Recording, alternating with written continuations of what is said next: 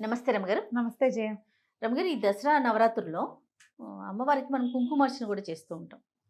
కుంకుమార్చన అనగానే చాలా చోట్ల కూడా చూస్తా ఉంటామండి. కుంకుమ వేస్తూనే ఉంటాం. పెద్ద రాశిలాగా అయిపోతుంది. అసలు కుంకుమార్చన ఎలా చేయాలి? ఎంతవరకు అంటే అర్చనకు ప్రతిసారి మనం వేస్తూనే, వాడుతూనే ఉండాలా?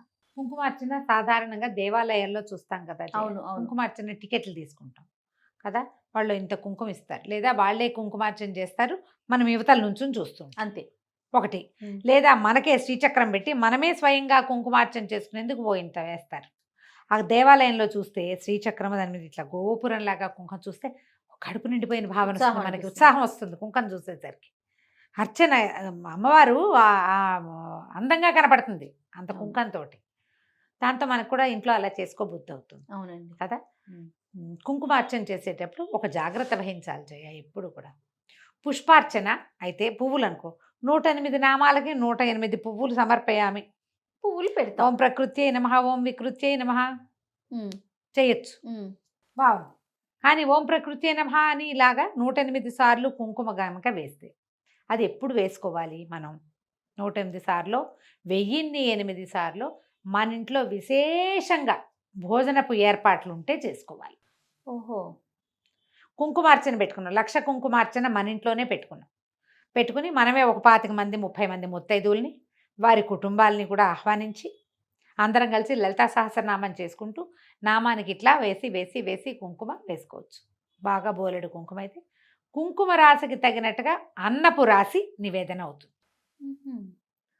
ఎంత కుంకుమ చేస్తే అంత అన్న నివేదన విశేషంగా చేయాలి. ఏంటి రమ్మగారు లెక్క? ఈ కుంకుమ చేసేసరికల్లా అమ్మవారి నుంచి కళ పెరిగిపోతుందట ఆమెకి. వేడి దాన్ని శాంతింప చేయడానికి ఆమె ఇంకా ఇంకా కోరుకుంటుంది. శాంతికి అన్నశాంతి చేయాలి.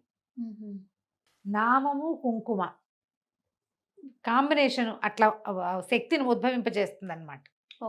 ఇవి మనం పీఠాల్లో, మఠాల్లో, క్షేత్రాల్లో, తర్వాత ఏదైనా పందిళ్ళు ఇప్పుడు ఇలా చేసేటప్పుడు అన్న సమారాధన విరివిగా చేస్తారు కదా. బోల్డ్ అంతమంది తింటారు, అది తింటూనే ఉంటారు అట్లా జనం. అన్న నివేదన జరుగుతూ ఉంటుంది అమ్మకి. ఆమెలో కలుగుతున్న ఉద్రేకము వేడి ఆమె రెచ్చిపోతుందన్నమాట. అర్థమవుతుందా నీకు ఆ పాయింట్? శక్తి తేజరిల్లుతూ ఉంటుంది, ప్రజ్వరిల్లుతుంది. దానికి తగినట్టుగా అన్నం చూపించాలి. అలా కాకుండా మనం ఇంత కుంకుమ చేసి ఊరికే మనం ఒక అరగ్లాసు పాయసం నివేదన చేసి పెడితే చాలదమ్మా, అట్లా చేయకూడదు.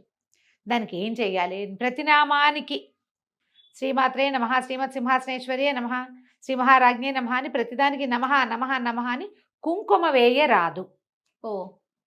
దాని నియమం ఏంటంటే ఒక్క చిటికెడు కుంకుమ తీసుకో, నువ్వు మొత్తం స్తోత్రం చదువు, నమహాలు కూడా చదువుకో. కావాలంటే నామాలు చదువు, స్తోత్రం చదువు, ఇది ఇక్కడే ఉంటుంది.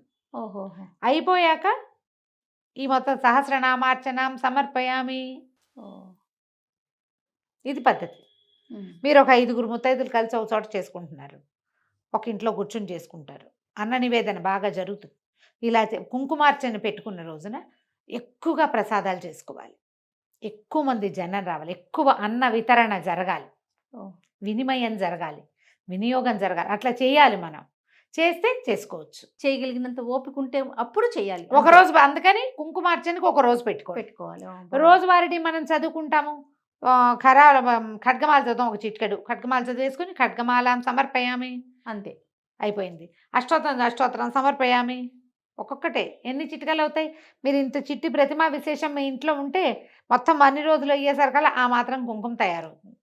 అది మీరు వచ్చిన వాళ్ళకి పొట్లం కట్టి ఇవ్వచ్చు. ఏ రోజుకు ఆ రోజు ముత్తైదులను పిలుచుకుని ఎదురింటి వాళ్ళు, పక్కింటి వాళ్ళు ఎవరో ఒకటి రండి, తాంబూలం తీసుకుందరు కానీ, ప్రసాదం తీసుకుందరు కానీ అని ప్రసాద వినిమయం జరిగిపోవాలి. లేదా మీరు అవేం చెయ్యరు, మామూలుగా హాయిగా స్తోత్రం చదువుకోండి, ఈ హడావుడి లేకుండా. ఇది చేయదలుచుకుంటే అన్న నివేదన జరగాలి, దాన్ని దృష్టిలో పెట్టుకుని చేసుకోవచ్చు, చెయ్యొచ్చు, తప్పు కాదు. అది పెద్దది పని, దానికి తగ్గట్టుగా మనం ప్రసాదాలు కూడా చేసుకోవాలి కదా, నివేదన చేయాలి, ఆ నివేదనని వినియోగం చేయాలి, వితరణ చేసుకోవాలి, ప్రసాద వితరణ విశేషంగా జరగాలి. ఇట్లా ప్లాన్ చేసుకుంటే చేసుకోవచ్చు. అందుకని చాలా మంది ఏం చేస్తారంటే ఈజీ మెథడ్, మామూలు రోజుల్లో రోజువారీ అర్చన చేసుకుని ఒక్కనాడు ఇది పెట్టుకుంటారు ప్రత్యేకంగా. ఈ రోజున కుంకుమార్చన అని అందరినీ పిలుచుకుని 30 మందికో 50 మందికో భోజనం పెట్టుకుంటాం.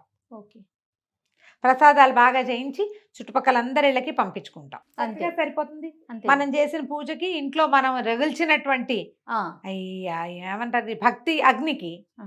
సరిపడా ఆహారాన్ని మనం ఇచ్చేస్తాం. ఈ దసరాల్లో కూడా అలానే చేసుకోవచ్చు. అలాగే చేసుకోండి.